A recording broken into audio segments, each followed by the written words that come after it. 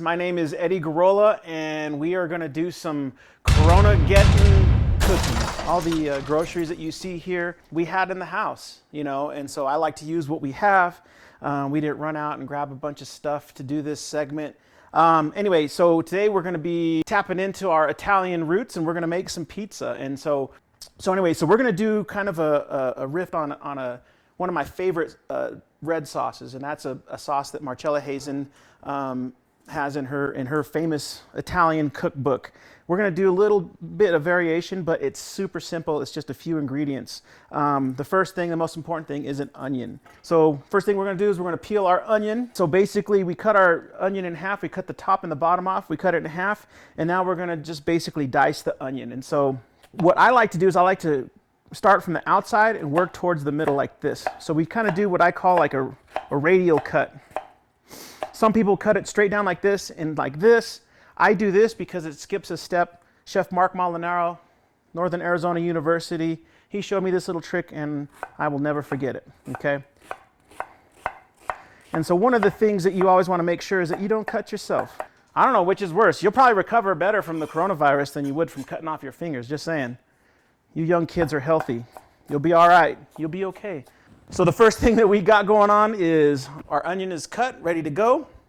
This recipe incorporates some of my favorite things, and one of those things is butter. We're going to put it in a super hot, screeching hot pan. Why? Because I want that butter to get a little bit brown. Maybe not this brown, but pretty brown. That pan's been on here for a long time. But what you want to see here is a sizzle. So brown butter equals flavor, okay? So we're going to cool that off just a little bit. That was hotter than I wanted to, but it's still okay. It's okay, kids. Sometimes bad things happen, and it's okay.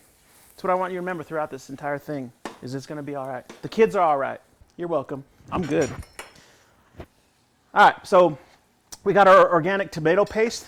She cracked it up. She was like, 80 years old. She didn't care which side was open, and so apparently I'm getting older, and I'm starting to open things up upside down. So, I got that going for me. All right, so we're going to cook down this onion with this butter. As you can hear from the sizzle, our pan has calmed down a little bit. And so we're going to caramelize this tomato paste. So we added our organic tomato paste.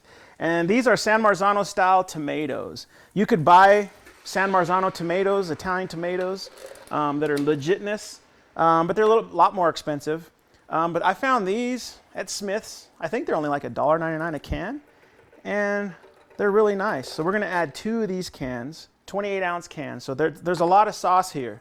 So we got that going. We're going to add a little bit of salt, and as you can see, there's only like 4 or 5 ingredients so far, and that's pretty much it. I would have to say that's probably about a tablespoon of salt so far. We're going to taste it later. It's easier to put in more salt than to take it out. And so if you taste it and you feel like it needs a little something, add another stick of butter. Why not? All right, so the next thing that we're going to make is our dough. So while our sauce is cooking, our dough comes next. I think our measuring cup is in the dishwasher, but that's okay, kids. We can overcome anything. And so I'm going to eyeball this. This is approximately a cup and a half of water. We're going to stick it in the microwave for just a couple seconds to warm it up, because we're going to add yeast.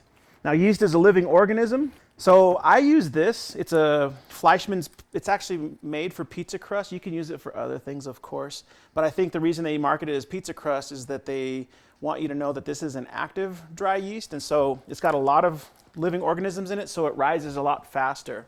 And that's what we're going to use today. So we're going to make this, and then we're just going to let it sit. You can use it right away if you want, but my preference is to let it hang out for a little bit. I think it just has a more complex, deeper flavor. And so that's it. So we added our yeast. We have our hot water, or our warm water. Our hot water will kill it. And then we're going to add a little bit of honey. So one thing that yeast loves, yeast likes to eat sugar. So the honey will add a little bit of sugar. That's probably like a teaspoon.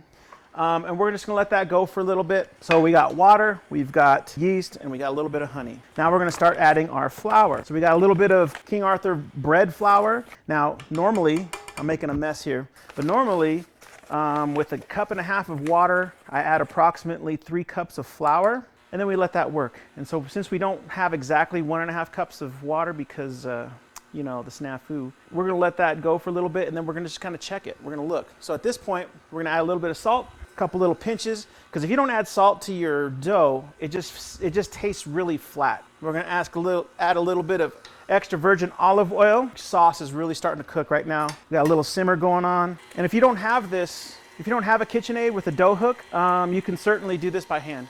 Pizza dough, we want it to be chewy. It's starting to get a little bit sticky, which is just about how I like it, but I'm gonna go ahead and add just a little flour just to kind of get a little bit less sticky. So it's okay if it sticks a little bit to the side and then it pulls off, and that's when you know you're just about right.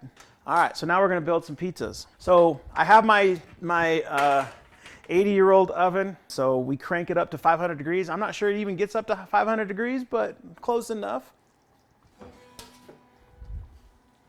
And my dog is trying to play the guitar right now, so that's pretty exciting. So we don't want our dough to stick to the pan, and we want our crust to be nice and crispy on the outside, fluffy on the inside, and chewy, crunchy on the outside.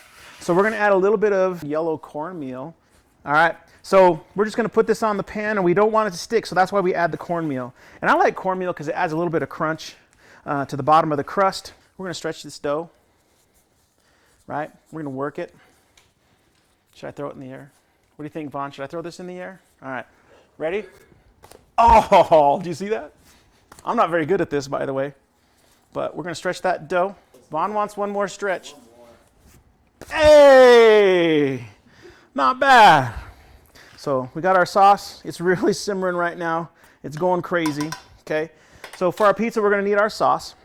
So I'm gonna take my handy dandy potato masher because these San Marzano tomatoes, as you can see, were whole. You complete me. So we're just gonna mash up these tomatoes real quick, just because I don't want a big giant chunk of tomato on my pizza. So we're gonna mash up these tomatoes real quick, and then this sauce is about done. All right, so we got our sauce going. We mashed up some of those tomatoes so there's not super big, huge chunks. And I'm gonna go ahead and turn that off. Actually, I need to taste it while we go. So we're just tasting it for salt. That's really hot. Kids, be careful out there. So we're just gonna sauce up our pizza. So as you can see, when I stretched out this dough, I don't know if you noticed this. You might have been distracted by me. So our dough actually, when you stretch it out, you wanna leave a little bit of a ridge right here, okay? So as you're going to the edges, you wanna leave a crust, because I like the crust. It's like that little bonus breadstick when you get to the end of your pizza. All right, so one thing I like to do is I like to add a little olive oil on the edge of the crust. So when we stick this in the oven, it's not gonna dry out, and it allows us to add some flavor. I like to add some sesame seeds. It's like a pretzel crust, right? And funny that you say pretzel, because we're also gonna add some kosher salt. That's good stuff. All right, and you don't need a ton of sauce. Some of you weirdos will continue to eat dirt. So the next thing is we're gonna put cheese on our pizza. You can add whatever kind of cheese you want, but if you stray away from mozzarella, I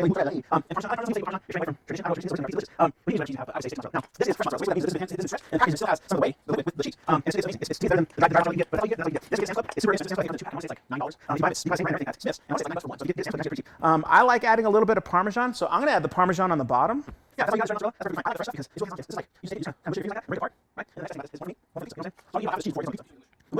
Hey, yeah, just the mush. All right, I'm from New Mexico. In New Mexico, we like our green chilies. You know what I mean? Oh, last thing, we're gonna do another little pinch of salt over the top of that cheese, just to add an extra layer of deliciousness. I got a little green chili. We're just gonna sprinkle that around, a little bit here, a little bit there, a little bit everywhere. Now, I got some pepperonis on there, but, oh, this is just ham. I don't know if I said that. This is just regular ham. Again, we found it in the fridge. It's going on our pizza. So we got a shot of that. That's our pizza. All right, so we're gonna throw this in the oven.